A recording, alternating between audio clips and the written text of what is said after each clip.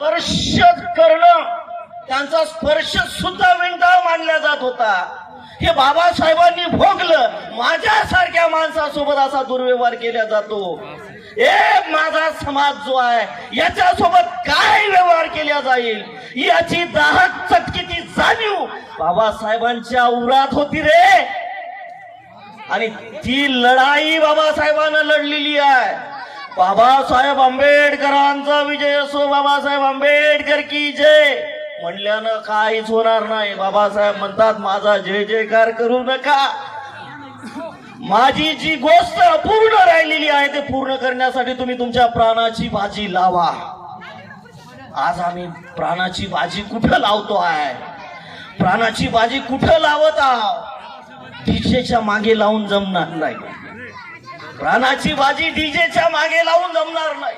प्राणाची बाजी भट्टीवर लावून जमणार नाही. प्राणाची बाजी मटणाच्या दुकानात जाऊन लावायला जमणार नाही.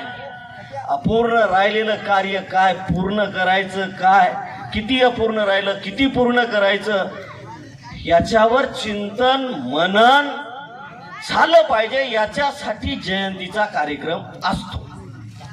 चिंतन मनन झालं पाहिजे, मंथन झालं पाहिजे.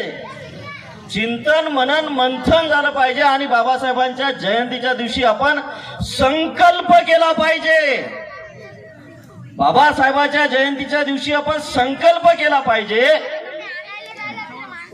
बाबासाहेबांनी आता सांगितलं सरांनी शिक्षणावर भर द्या. आणि बाबासाहेबांनी सांगितलं शिक्षणामुळेच बाबासाहेबांनी आपला उद्धार केला. शिक्षणामुळेच उद्धार होऊ शकतो. ज्योतिराव फुल्यांना सुद्धा माहिती होतं. म्हणून पहिले तुम्हाला गुलामीतून ब्राह्मणाच्या मुक्त करण्यासाठी ज्योतिराव फुलेंनी शाळा उघडली.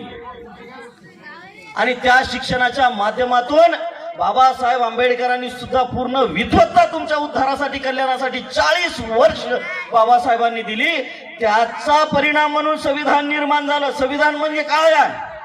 संविधान असं पुजण्याचा कार्यक्रम नाही आहे. संविधान हे केवळ पुस्तक नाही आहे. संविधान म्हणजे काय आहे? ही जी लेकरं आहे, ही थाटामाटात बसलेली सर्व जी कर्मचारी आहे, नेता आहे, अरे याला जन्माला घालणारं संविधान आहे. आणि ही कशा बाबासाहेबांनी कसं निर्माण केलं? सम्राट अशोकांच्या हातातली जी तलवार आहे त्या तलवारीमधली जी आक्रमकता आहे, 500 शूरवीरांनी 28,000 ब्राह्मणांना एका रात्रीत कापून काढलं. ती आक्रमकता उराशी बाळगून बाबासाहेबांच्या पेनीतून ती आक्रमकता संविधानाच्या पानात कलमात उतरली.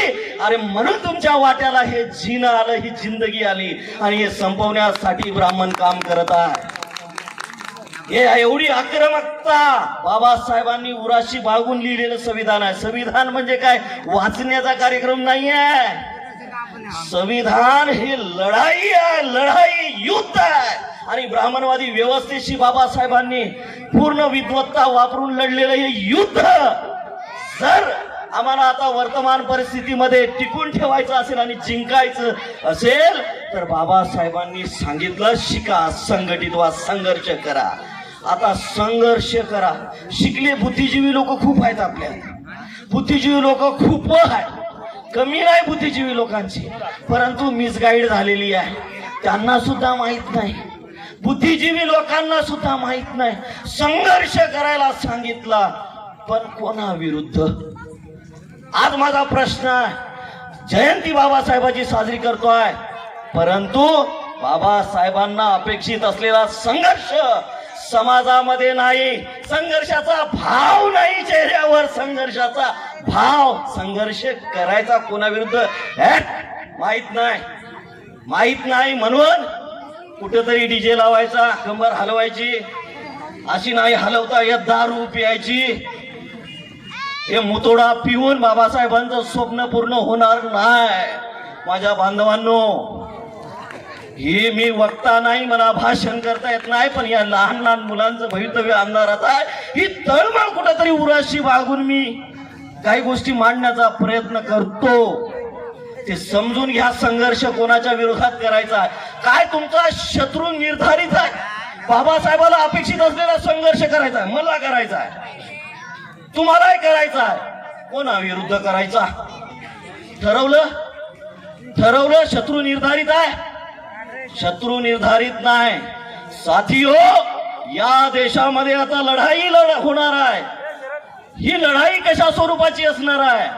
हातामध्ये शस्त्र घेऊन होणार नाही. ही लढाई आम्ही विचाराला शस्त्र बनवून करणार आहे. आम्हा घरी धन शब्दांचीच रत्ने, शब्दांचीच शस्त्रे यत्न करू. शब्दची आमच्या जीवाचे जीवन, शब्दची धन वाटू जनलोका. या विचारधारेला शस्त्र बनवून बाबासाहेब आंबेडकरांनी शासनकर्ती जमात बनायला सांगितलं, संघर्ष करून बनायला सांगितलं, संघर्ष संघटन बनून करायला सांगितलं. पार्टी काढून संघर्ष नाही सांगितलं, पार्टीच्या स्तरावर संघर्ष नाही सांगितला, संघर्ष संघटनेच्या आधारावर सांगितला. आम्ही संघटित आहोत का? काय आमचं भारतव्यापी संघटन आहे? काय आमचं निश्चित एक नेतृत्व आहे? नाही. काय आमच्याकडे विचारधारा आहे? नाही. मग यशस्वी कसं होणार आहे? आज या देशामध्ये बाबासाहेब आंबेडकरांनी आर्टिकल 19 नुसार जो बोलण्याचा अधिकार दिला. बाबासाहेब म्हणले, बोला, समाजाला शत्रू सांगा.